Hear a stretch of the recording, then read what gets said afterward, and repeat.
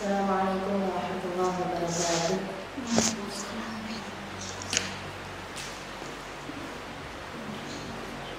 Al-Fatihah.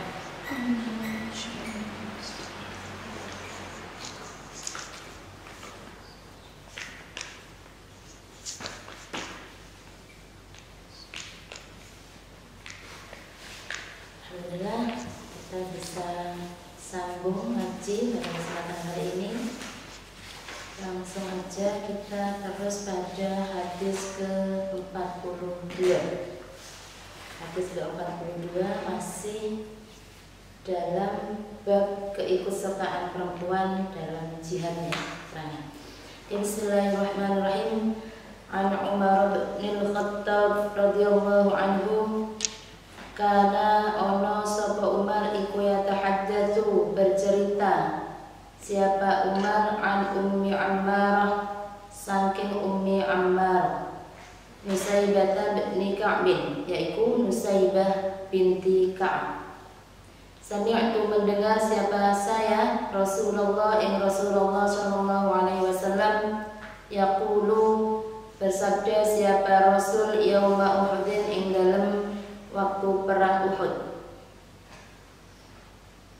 Maltafattu orang noleh sapa ingsun tidak menoleh siapa saya yaminan ing arah kanan wala shimalan dan tidak juga ke arah kiri illa wa ana kejaba lan utawi ingsun iku aro melihat siapa saya ha ing Nusaibah tuqatilu membela siapa Nusaibah duni ing nyawa ingsun. Akhrajahu Ibnu Sa'd.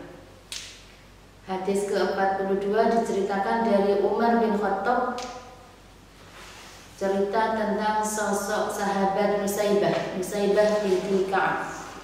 Jadi Umar pernah mendengar Nabi bersabda dalam perang Uhud, di mana kita tahu ya, perang Uhud itu adalah salah satu perang di mana umat Islam ketika itu mengalami kekalahan. Ya. Jadi Nabi waktu perang Uhud pernah bersabda, "Maltafattu yaminan wala shimalan illa wa ana aroha tuqatiluni." Saya tidak noleh ke kanan ke kiri, saya enggak lihat apa-apa kecuali saya hanya melihat Nusaibah yang melindungi nyawa saya. Itu sabda Nabi. Jadi sebagaimana kita ketahui bahwa di perang Uhud umat Islam terdesak yang akhirnya mengalami kekalahan. Jadi terdesak sampai akhirnya ketika akan selesai perang itu, sahabat yang berada di depan, baik itu Abu Bakar, Umar, Ali dan lain sebagainya, itu sudah mulai mundur ketakutan karena semakin banyak tentara dari Islam yang gugur. Di saat itu sahabat Nusaibah lah yang melindungi Nabi, yang tetap berada di barisan depan untuk melindungi Nabi. Jadi ketika sahabat lain sudah mulai ketakutan mundur, justru Nusaibah tetap di barisan terdepan untuk melindungi nyawa Nabi. Dan dari sini jelas ya, bisa kita pahami bahwa perempuan ikut berperang secara langsung. Itu yang pertama.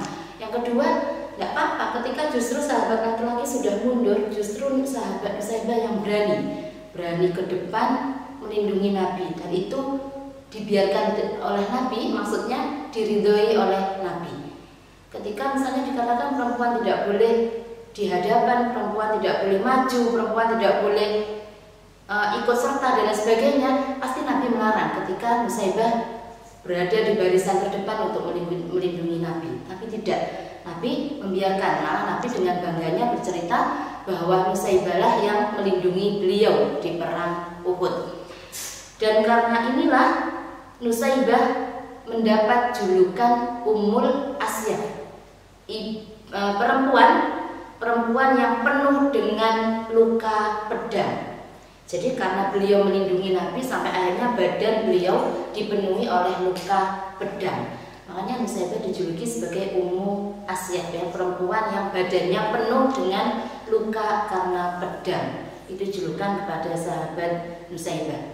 Jadi itu salah satu hadis yang menunjukkan juga bahwa perempuan pada zaman Nabi ikut serta terjun secara langsung dalam jihad. Sebetulnya banyak ya sejarah mencatat perempuan-perempuan hebat yang perlu dijuluki juga sebagai pahlawan. Dalam artian ketika kita menyebut beberapa pahlawan pada zaman Nabi, seharusnya kita juga tidak lupa bahwa di antara pahlawan-pahlawan itu ada beberapa yang perempuan. Di antaranya bisa saya sebutkan Nusaibah di sini. Kemudian ada juga Sumayyah binti Amar yang merupakan orang yang syahid pertama dalam Islam. Itu justru perempuan, yaitu Sumayyah binti Amar. Ada juga nama Fatimah binti Khattab, Umar bin Khattab, putri dari Umar bin Khattab. Beliau adalah seseorang yang berani berdialog dengan Umar ketika waktu itu semua orang ketakutan untuk berdialog dengan Umar. Justru beliau yang memberanikan diri untuk berdialog dengan Umar yang merupakan ayahnya sendiri. Pun perempuan yang akhirnya karena beliau berani untuk berdialog, akhirnya sahabat yang lain pun memberanikan diri untuk berdialog dengan Umar. Karena kita tahu bahwa sahabat Umar dikenal tegas ya, sangat tegas.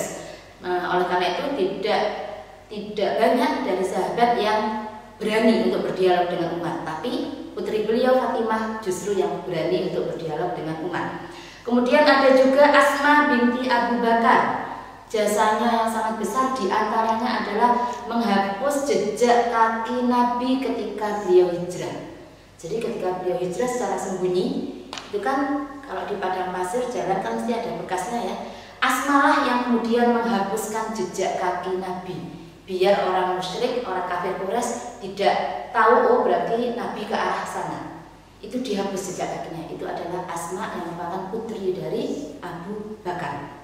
Itu berani kan berarti menghapus jejak Nabi. Bayangkan waktu itu Nabi hijrah sembunyi, yang Nabi ini diincar oleh kafir Quraisy. Justru yang kemudian berani mengikuti Nabi dari belakang untuk menghilangkan jejaknya adalah perempuan, yaitu Asma binti Abu Bakar. Kemudian ada lagi Rufaidah. Rufaidah itu salah satu sahabat perempuan yang dikenal sebagai tim dokter mungkin ya bahasanya sekarang ketika Nabi melakukan peperangan. Jadi setiap Nabi peperangan, sahabat Rufaidah lah yang kemudian merawat para sahabat yang berperang yang kemudian terluka. Ini juga patut kita ingat, patut kita contohi keteladanan beliau. Juga ada Ummu Salamah. Ummu Salamah itu adalah perempuan yang ketika itu satu-satunya perempuan yang berani berhijrah ke Habsyah. Ketika yang lain tidak berani, beliau yang mengawali untuk berani berhijrah, dan akhirnya yang lainnya kemudian ikut berhijrah ke Habsyah. Jadi sebetulnya banyak lagi ya kalau kita mau membaca buku-buku sejarah dulu, para perempuan yang berjasa pada zaman Nabi, sejak zaman Nabi. Jadi tidak berarti pada zaman Nabi perempuan sama sekali tenggelam, tidak. Muncul pendekar-pendekar perempuan, para tokoh perempuan itu sejak zaman Nabi. Oleh karena itu sebetulnya tidak perlu dipertanyakan ketika kemudian sekarang apa boleh perempuan ikut berjihad misalnya, apa boleh perempuan kemudian ikut berpartisipasi dengan kegiatan laki-laki dan lain sebagainya. Sebetulnya itu tidak perlu dipertanyakan ya, karena sejak zaman Nabi pun perempuan ikut berperang, perempuan ikut berhijrah, perempuan ikut dan lain sebagainya gitu. Ini menunjukkan bahwa betul-betul apa yang disampaikan Quran bahwa laki-laki dan perempuan itu adalah sama, yang membedakan hanyalah takwanya. Itu memang dibuktikan juga sejak zaman Nabi gitu ya. Itu tadi cerita tentang Nusaibah binti Ka'ab. Dan karenanya juga mungkin di sini saya bisa mengajak santri-santri, monggo ketika kita bertawasul pada para sahabat Nabi, jangan lupakan juga sahabat-sahabat perempuan. Ya, monggo misalnya kita tawasul pada Nabi dan para sahabatnya, juga kita tekankan sahabat-sahabat beliau yang perempuan pun yang banyak berjasa untuk Islam. Itu monggo kita tawasul juga kepada beliau-beliau. Oke, mungkin pada saat ini juga monggo kita bertawasul untuk para perempuan hebat sahabat Nabi pada zaman dulu, baik Khadijah, Aisyah, Fatimah, Nusaibah, Sumayyah, Fatimah binti Khattab, Asma, Rufaidah, Ummu Salamah dan lain sebagainya. Al-Fatihah.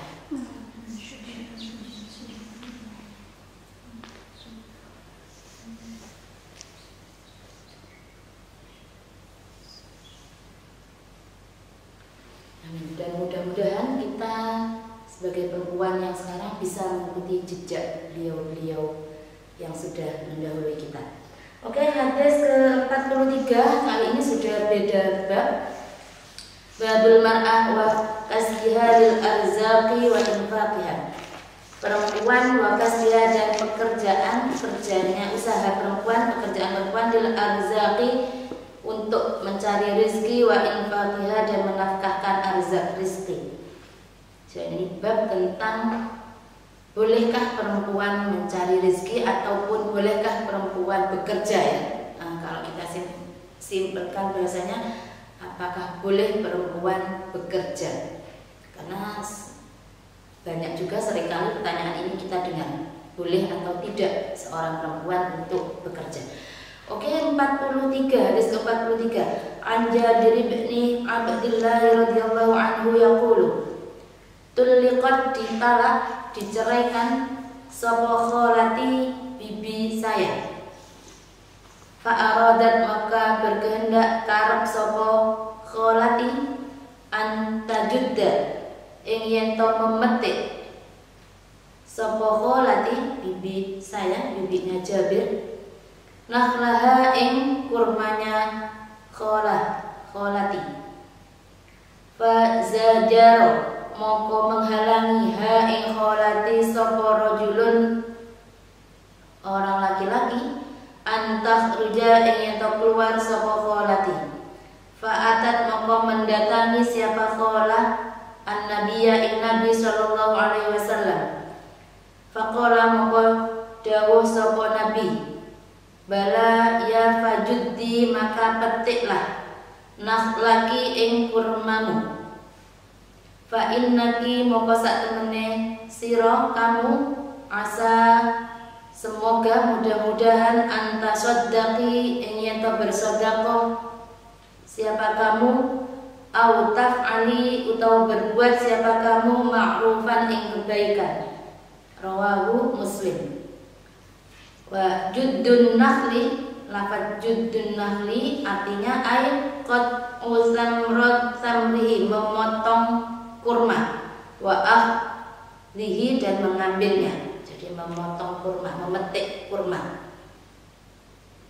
Jadi diceritakan bahwa Jabir bin Abdullah cerita beliau punya bibi, punya tante, habis dicerai oleh suaminya. Tuliqat kholati. Jadi bibinya, tantenya dicerai oleh suaminya.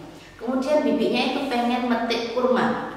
Maksudnya metik kurma di sini ini adalah pekerjaannya memetik kurma untuk dijual dan lain sebagainya.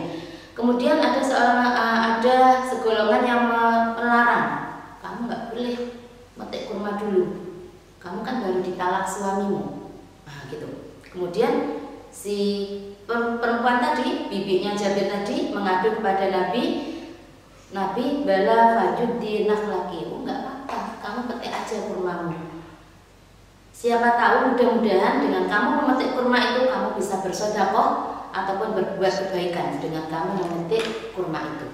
Jadi di sini memberi pelajaran yang pertama bahwa perempuan boleh bekerja, boleh keluar rumah untuk bekerja. Yang diceritakan di sini adalah memetik kurma, waktu itu memetik kurma.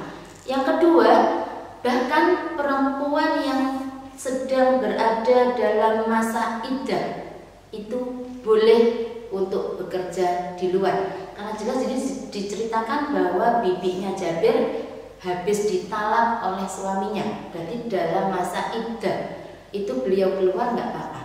Seringkali ya kita masih bertanya itu habis ditinggal mati suaminya atau diceraikan, kemudian gimana ya Ustazah, ini ibu ini lagi masa iddah, boleh nggak keluar ngajar? Dia soalnya ngajar, atau boleh nggak dia masih bekerja di sawah, di persawahan atau di pabrik dan lain sebagainya? Boleh tidak? Padahal dia sedang iddah. Hadis ini menjawab nggak apa-apa. Nabi bahkan bilang fajuddi nakhlaki, udah apa? Bisa jadi semoga kamu dengan memetik kurma itu bisa membuat bersedekah, kamu bisa bersedekah ataupun berbuat kebaikan dengan kamu memetik kurma itu. Jadi perempuan yang hatta sehingga sampai pun perempuan yang tengah berada dalam masa iddah pun tidak apa-apa ketika keluar rumah untuk kebaikan. Untuk kebaikan, sekali lagi untuk sesuatu yang bermanfaat, baik untuk dirinya sendiri ataupun untuk orang lain atau keluarganya. Ini untuk sesuatu kebaikan aja boleh ya, apalagi perempuan-perempuan yang bekerja menghidupi anak-anaknya. Ketika misalnya dibilang nggak boleh keluar rumah ketika masa iddah, lah dia mau dapat uang dari mana? Ngasih makan anak-anaknya dari mana? Kan gitu ya, pertanyaannya seperti itu. Jadi hadis ini menjawab bahwa perempuan boleh keluar untuk kebaikan dengan catatan untuk sesuatu yang memberi kebaikan baik untuk dirinya ataupun orang lain. Itu tidak apa-apa. Meskipun seorang perempuan itu dalam masa iddah. Nah, ini di sini karena diceritakan tentang bibi dari Jabir yang habis dicerai suaminya tapi tetap boleh keluar untuk memetik kurma, untuk bekerja memetik kurma. Jadi itu mungkin yang bisa kita pelajari untuk kesempatan kali ini. Kita sambung yang akan datang. Kurang lebihnya mohon maaf. Salam